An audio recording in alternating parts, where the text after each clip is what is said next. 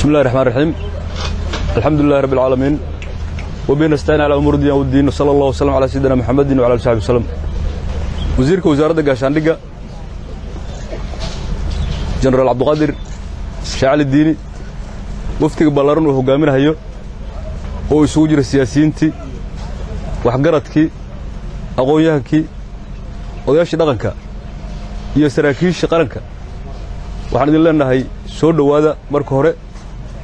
ku soo dhawaada magaalada madaxda ku meel gaarka ah ee dawladda Jubbaland magaalada Kismaayo waxa sharaf noo ah annagu ku hadlayna magaca xukuumadda midka baarlamaanka iyo kan dadweynaha reer Jubbaland aan ku soo dhaweyno garoonka diyaaradaha ee magaalada Kismaayo maanta oo inoo tahay maalin aad iyo aad farxad u leh soo dhaweyntiina aan soo dhaweynayno oo muhiimad aad iyo aad u weyn u leh Jubbaland maxaa wacay waxaan isleenahay walaalahayaga aan ku kala maqnaan siyaasadda iyo wada dhisidda Jubbaland oo noo yimid farxad ka weyn oo maanta aan helayn malahan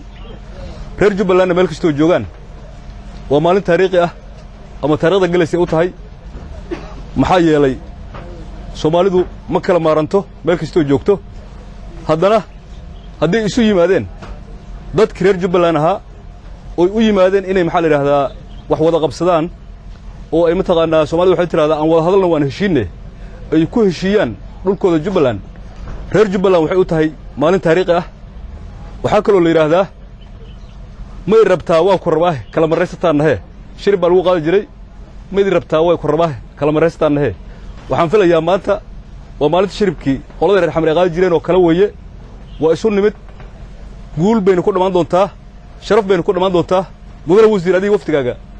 haddaan wax yar idin soo hormariyo waxa halkan bishii 20keedii ka furmay shir wada tashi ah oo mataqaanaa sidii loogu talagalay ugu fiicneed ku socday wafuud ka horeysay oo ka soo jeeday siyaasiyiinta gobolada Jubbooyin ka soo jeeday qayb kamid ahna hore u yimaadeen adinkuna waa idin sugaynay shirkina meel fiican buu marahayaa waxaana filahayaa qayb libaax inaad ka qaadan doontaan midnimada iyo maxaa la yiraahdaa dib u dhiska iyo kalsoonida reer Jubbaland meel kastoo joogaan dal hadii joogaan iyo dad joogaan waxaan leenahay maanta waa maalin aad iyo aad farxad u leh aad iyo aad baad ugu diirsan doontaan aad baan idin soo dhaweynaynaa ku soo dhawaada mar labaad iyo mar saddexaad soo dhawaada mudane wasiir aad iyo aad baan idin soo dhaweynaynaa bismillaahir rahmaanir rahiim alxamdulillaahi rabbil caalamiin marka ugu horeysa waxaan jeclahay halkan in ilaahay weyn oo waaxid ah ugu mahad celino oo halkan maanta nabad lagu keenay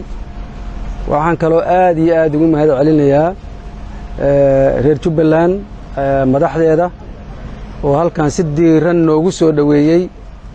aad iyo aad baan u mahadsantiin ayadoon madaxii shacabka loo kala harin midaasna waxayna tusaysaa kalsooni bay nagu beeraysaa iyo niyad sami ayay nagu beeraysaa waxaan rabaa halkan anoo ka wakiila dawladda dhexe waxaan rabaa inaan idin soo gudbiyo salaan madaxweynaha ra'iisul wasaaraha ay reer Jubbaland u soo gudbiyeen salaan diran oo muxuu ahaato ay ku muxuu ahaa dhiirigelinayaan shaqada iyo hawsha iyo qarannimada iyo nabadgelyada dalka aad u haysaan reer Jubbaland hadaateena qayb ka tihiin Jamhuuriyadda Federaalka Soomaaliya in hore loo sii mariyo wax weyn laga qabto ama ha noqoto xag siyaasadeed ama ha noqoto xag ammaan waxaan kaloo rabaa halkan runtii aniga wafdigayguba si aad ogsoon tihiin dawladda dhexe ee federaalka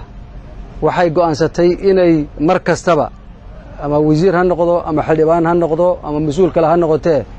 inay dadkooda iyo shacabkooda la wadaagaan dareenka ay qabaan oo ah xag nabadgelyo iyo xag siyaasadeed iyo xag horumarinba saas darteed ayaanu halkan u nimid inaanu ka qayb qaadano xag siyaasadeed xag nabadgelyo iyo xagga kaleeto muxuu ahaato ku saabsan horumarintaba waxaa runtii wafdiga iyaga iyo anigaba waxaan ku nimid halkan si kalsooniya waxaan rajaynaynaa sida kalsoonida oo aad noogu soo dhaweyseen inaad aakhirkana si kalsoonina halkan aad nagu amba bixin doontaan annagoo kulligeen wada faraxsan waxaan rajaynayaa shacabka Soomaaliyeed ummadda Soomaaliyeed meel kasta ay joogto in loo baahan yahay fikradaha ama siyaasadaha hadday mararka qaarkood ku kala gedisan yihiin haddana inaynan marna ku kala tegaynin ay isugu yimaadaan ay ku dadaalaan kala duwanaanshahooda xagga siyaasadeed ama aragtida xagga siyaasadeed meesha laga qabanayo inay hal meel ay wada dhigaan sababta oo ah maanta wakhtigan la joogo haddii aan la muujin midnimo iyo wadajir iyo dib u dhis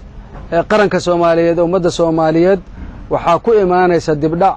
sababta oo ah waxaa jirta dad raba inay burburiyaan qarannimada Soomaaliyeed guud ahaan oo ay mar kastaba saadogsoontii maalmihii ayaamihii la soo dhaafay ama bilihii la soo dhaafay waxaa la beegsanayay shacabka Soomaaliyeed ayay beegsanayeen dadka nabaddiidka ah halkaasna waxaad ka arkaysaan waxay u turahayaan ama qofay u turahayaan midna inaysan jirin ama caruur ha noqoto hooyo mataqaana ilmo nuujinaysa ha noqoto ilmo xambaarsan ha noqoto oday ha noqoto wax businessyaalkooda iyo ganacsigooda ha noqoto waxay hambaynayaan marnaba aysan jirin taasooba haddii aan u ogolaano inay saas ku sii wadaan in shacbiga Soomaaliyeedba laga yaabo inayba ka tirtiraan meesha ayagoo u adeegaya dana gaara iyo fikrooyin gaara oo meel ay ku dhamaanayso aysan jirin iyo ujeeddo ay leedahay saas daraadeed waxaan leenahay waxaan u soo jeedinaynaa ummadda Soomaaliyeed meel kastaba ay joogto ama dibad ha joogto ama gudaha ha joogtee inay u midoobaan dadkaas aan waxba hambaynayn inay u midoobaan fikradooda muxuu ahaa xoogooda iyo xoolahoodaba inay u horaan dalkooda iyo qarankooda inay u horaan baan u soo jeedinaynaa ummadda Soomaaliyeed meel ay joogaan gabagabadii waxaan leeyahay reer Jubbaland waxaanu rajaynaynaa si wada jir ah annagoo dawladda dhexe iyo waxgarad iyo siyaasiyiin halkan maanta yimidba waxaan rajaynaynaa inaan gacan siino adinkuna aad gacan ka geysataan arrintaas sidii ay ku hirgelin lahayd aad iyo aad baad u mahadsantihiin waxaan rajaynaynaa nimankaas waxaan ugu baaqaynaa dalkiina burburintiisa iska dhaafee dalkiina dib u dhiskiisana ka qayb gala ayaan leenahay dhalinyaradaas la qalday السلام عليكم ورحمة الله وبركاته أدبا ومازنتين وحيلتها يناد وحيلتها السلام عليكم ورحمة الله وبركاته دمان وحانو مهد علينا أنا أقوى الله هيا مقع صاحب بضي وفدقا داد مسؤولين تكلا دوين يو ددوينها مقالة كسمان يو قايبيه سكلا دوين نقصوا لويي garoonka diyaaradaha ee magaalada Kismaayo arintaas waa ka mahad celinaynaa annaga iyo koox naga soo horeysay iyo qolo naga daba imaan doontaba oo isku jira madax iyo xildhibaano iyo dad aqoon-yahano iyo odayaal waxaanu u nimid magaalada Kismaayo sidii madaxweyne ku-xigeenku sheegay hadalkiisu wuxuu ahaa aan wada hadallo waa aan heshiino annagu waxaanu nimid khilaaf jira oo ka dhex jira beesha iyo maamulka Jubba u dhaxeeya in laga wada hadlo oo khilaafkaas xal loo helo arrintaasaan u nimid waxaan rajaynaynaa inaanu gidigano arrintaa maskax furan ku qaabilo waxaan rajaynaynaa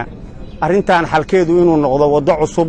oo loo jeexay dadka gobolada Jubba ku nool ee maamulka Jubba Jubbaland hoos yimaada arrintaas waxa weeye kala duwanaanshada dadka bini'aadanka ah oo kala duwan yahay colaad maaha kala duwanaanshaduna waxay dhashaa qurux haddii si fiican loo adeegsado laakiin haddii colaad loo adeegsado bay waxay noqotaa wax xun oo dib u dhac keena khilaafka horumar buu leeyahay korontada aad aragteen waa khilaaf bay ka soo dhex baxda haddii khilaafkii la maareeyana nal buu dhalahayaa haddii aan la maareyna dab buu keenayaa marka waxaa weeye waxaan rajaynayaa inaanu arrintaanu u nimid aanu caqli fiican isula wada nimaanno qof kastana mas-uuliyaddaas waxbuu ku leeyahay waxaan rajaynayaa inaanu u furi doonno waddo cusub dadka goboladan ku nool oo dagaalada sokeeyay muddada dheer soo daashadeen waa mahadsantihiin